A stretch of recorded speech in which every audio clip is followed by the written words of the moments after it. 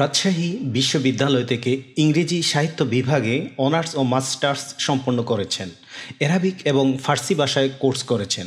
এছাড়াও এ যুগের সোনার হরিণ বিসিএস পরীক্ষায় উত্তীর্ণ হয়েছেন, কিন্তু ইসলামী দিন প্রতিষ্ঠার লক্ষ্যে সেই চাকুরি স্যাক্রিফাইস করেছেন। পেশাগত জীবনে বেছে নিয়েছেন শিক্ষকতাকে। 30টি ইসলামিক জীবনধারার বই লিখে ইতিহাসের পাতায় নাম লিখিয়েছেন।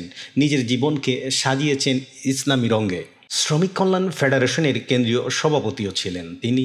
অধ্যাপক মুজিবুর রহমান রাজশাহী ১ গোদাগাড়ী তানুর আসন থেকে সংসদ সদস্য নির্বাচিত হন 1988 সালে।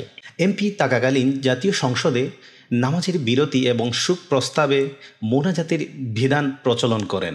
সত্যিকার অর্থে ইসলামী আন্দোলনকে যারা চিনেছে, বুঝতে পেরেছে, তারা জীবনের সমস্ত মায়া ত্যাগ করেছে।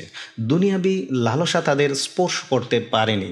ক্ষমতায় অধিষ্ঠিত হয়েও রবকে ভয় করেছে। বাংলাদেশ জামায়াতে ইসলামী এমন কিছু নেতৃত্ব তৈরি করতে পেরেছে বলেই সংগঠন সমস্ত কিছুর পরও হিমালয়ের মতো দাঁড়িয়ে আছে। মহান আল্লাহ অধ্যাপক মুজিবুর রহমান এর হায়াতে বরকত দান করুন, তাকে সমস্ত মুসিবত থেকে হেফাজত করুন।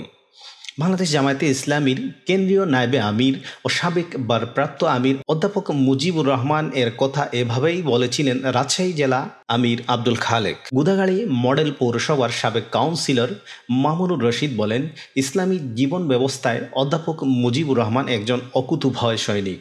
তিনি বিগত সরকারের আমলে বারবার মামলা হামলার শিকার হয়েও ইসলামীর প্রতি অটুট থেকেছেন। গোদাগাড়ী তানুরের জনগণ এমনই একজন মানুষকে নেতা হিসাবে চায়।